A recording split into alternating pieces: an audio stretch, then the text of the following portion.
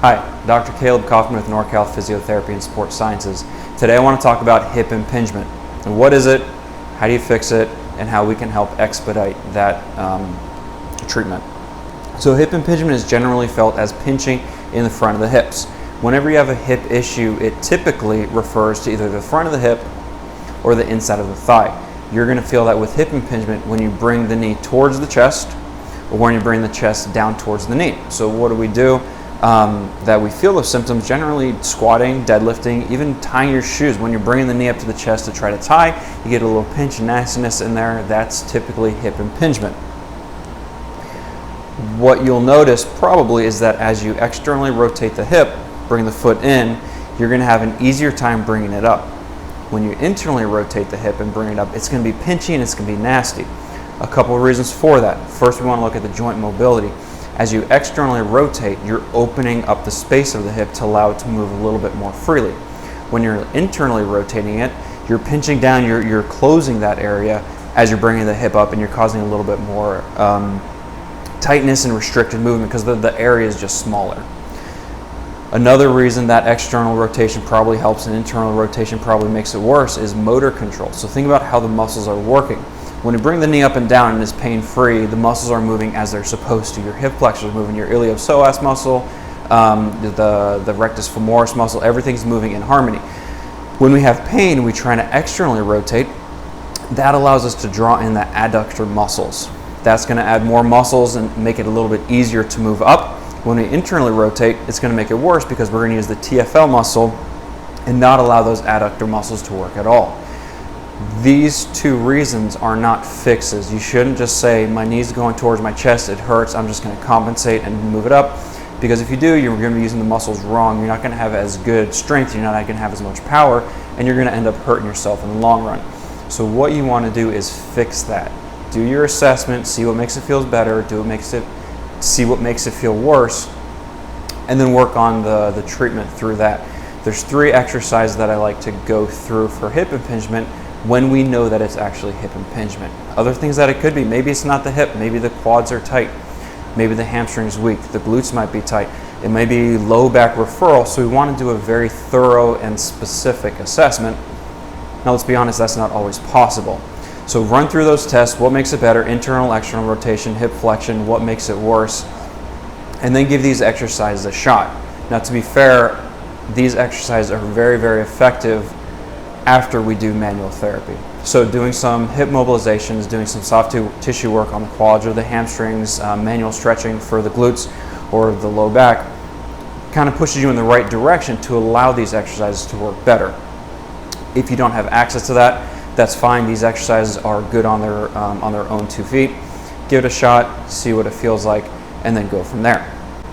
The 3 exercises that I like to do are for 3 separate areas of the body. Quad activation, hip flexor activation, and glute stretching. All these 3 combined seem to open up the joint a little bit, help you move better and get you a little bit stronger, more muscle activity. So the first exercise that I want to show you is directed at the quadricep muscles. It is extremely hard to get into at first, so you get to watch me struggle as I get into it. The point of it is to get into the basic quad stretch position and then add a little bit of an extra pull to it. We're not stretching, we're going to activate, lengthen, and then push through that muscle. So you need a band. If you don't have a stretchy band like this, you can use a dog leash or any sort of unstretchy band. Just understand that you're not going to move as much as I'm going to move. So the band's going to be around the ankle, and you're going to lay face down on the floor, on your bed, on something. If you don't have a table like this, that's fine. I like doing this just because it makes it a little bit easier. So one leg's going to be up on the table, one leg's going to be down. You're going to come into a quad stretch position, and you're just going to pull on the band. So my quads are pretty limited, that's all I can go. I already feel a stretch. Hold it here for about 5 to 10 seconds, and then you're going to push. Activate the muscle, push for 5 to 10 seconds. You should feel a nice stretch in the front of the quad and the front of the hip. And then you're going to stretch again. Hold it there, and then push. So what we're doing is we're getting into the end range of motion for the quad, feeling the stretch for a little bit, and then activating it from the fully lengthened state to a more contracted state. So we're lengthening the muscle, your traditional stretch, and then we're pushing through it. 5 to 10 seconds each position. Do what you can, don't overdo it. More is not better. So don't try to hurt yourself. The second exercise, you're going to need a smaller hip circle band. This one is based off of the typical dead bug exercise, but it really focuses on the isometric contraction of the hip. So lying on your back, you're going to put the band around your feet,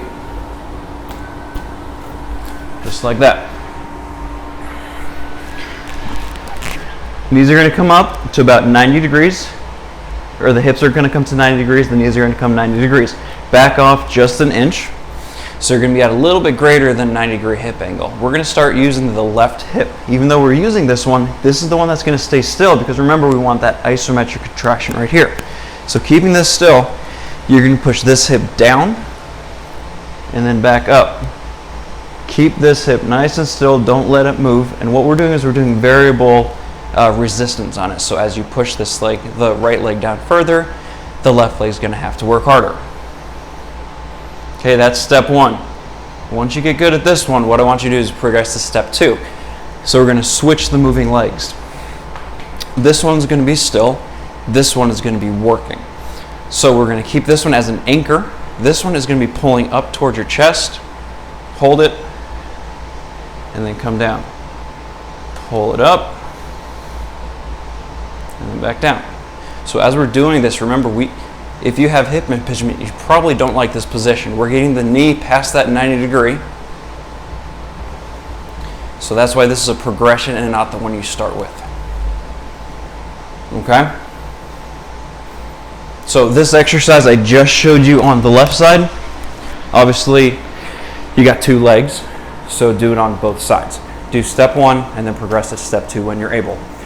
The last exercise that I like to do for hip impingement is the modification of the pigeon pose. I see people do pigeon pose all the time. 95% of the time they're not doing it right. So if you can't do it right, take a step back, modify it, do it correctly, and then progress if you want to. You're going to need something about as high as this table to do it. A jump box, anything else this size is going to be perfect. If you can't find something higher or lower, just modify it. You're smart, use your brain to figure out what you can do. So standing at the edge of a table, you're going to bring the knee up. So oftentimes the knee's pointed too far out. What we want is the knee in front of you. So rotate the knee in and then make sure that your hips are square. In this position, I already feel a little stretch in the back of my hip. We want back hip, probably down the thigh a little bit. Now what most people like to do is they like to bend forward. We're not trying to stretch the back, so don't do this. Keep your back up nice and tall. On the leg that's down on the ground, all you're going to do is just bend the knee. When you bend the knee, your hip's going to drop down and you're going to feel a better stretch in the back of the hip. We can hold this position for 15 to 20 seconds. Like I said, I generally don't like stretching, so this isn't my first go-to position. But some people like it, some people say they feel good, so go ahead and do it. So again, knee in front, hips square to the table, back upright, bend the back knee down, feel the stretch in the back of the left hip, the hip that's up. So again, all these exercises were directed towards the left side. You have two legs, stretch both legs. We don't know, without an assessment, we don't know where the compensation is coming from. So your left hip impingement, maybe it's coming from the right side not working too well, the left side has to do too much. All right, 3 exercises. Hopefully those work out well for you. If they don't, let me know. We can try to problem shoot it a little bit.